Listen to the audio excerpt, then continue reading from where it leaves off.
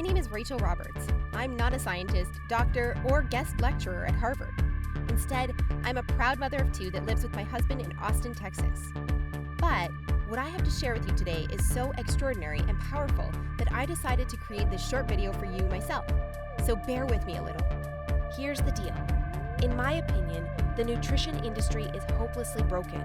Instead of helping people improve their health and overall physical appearance, the world is filled with myths, scams, and flat-out lies. I mean, it's obvious the current dietary guidelines don't work. Just look at the stats. 71.6% of American adults aged 20 and above are overweight, of which more than half are obese. If you're one of the millions of people who follow all the nutrition rules outlined by health and fitness gurus, but still carry excess fat, it is not your fault. The truth is, no matter how genetically doomed you may think you are, and no matter how frustrated you may feel after trying and discarding many diets, you absolutely can have the lean and alluring body of your dreams. You see, getting into fantastic shape isn't nearly as cruel as nutrition and fitness gurus want you to believe. In fact, if you avoid the four most common and catastrophic diet mistakes, shaping your dream figure is actually a simple process. Are you making one or more of the following 4 common diet mistakes that sabotage health and stall fat loss? Mistake number 1, not being in a calorie deficit. According to some experts, losing weight and keeping it off is all about controlling the types of food you eat. They say particular foods are fattening because they pause fat burning and cause a hormonal environment that leads to weight gain, while other foods balance the system and stimulate fat loss. While that's partially true, it doesn't give you the full picture.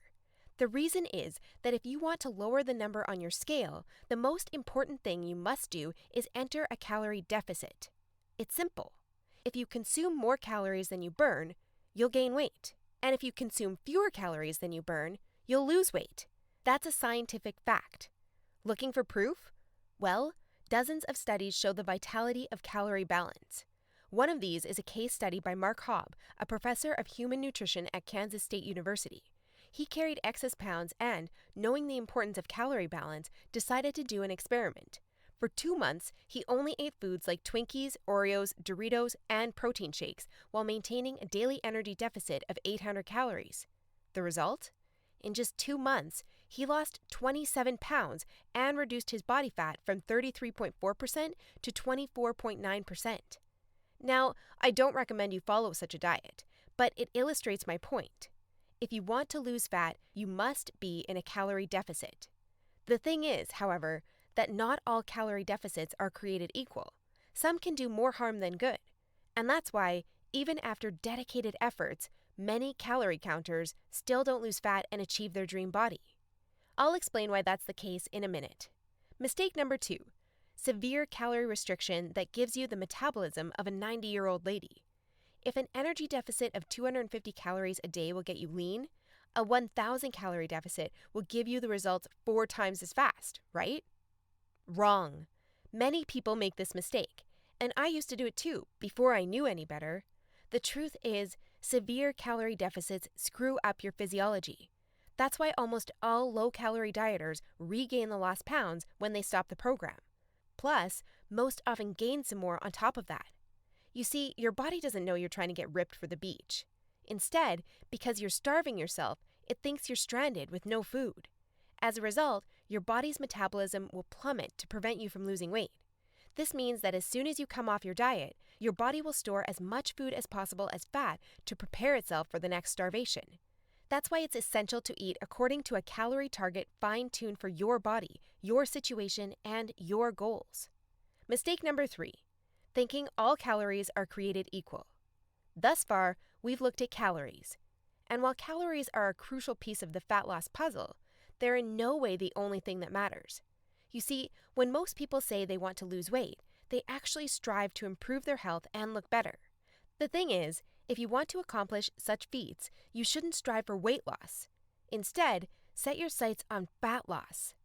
That's because losing weight doesn't necessarily improve health and appearance, but losing fat does. Now, when it comes to fat loss, calories remain a crucial element.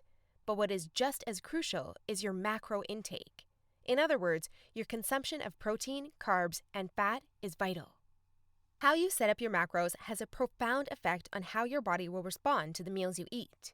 For example, if you consume too many carbs, it'll be near impossible to lose fat, even if you maintain a calorie deficit. That's because carbs spike insulin, a hormone that blunts fat loss in two main ways. One of these is that elevated insulin levels block the release of fat from your fat cells. And if your cells can't release fat, your body can never burn off the excess. Second, elevated insulin levels cause the storage of energy found in your bloodstream to morph into body fat cells. This means the energy won't get burned off by tissues like muscle, but instead snakes its way around to places like your hips and abs. That's why researchers call insulin the fat storage hormone, and that's why carb-rich diets make it nearly impossible to lose fat.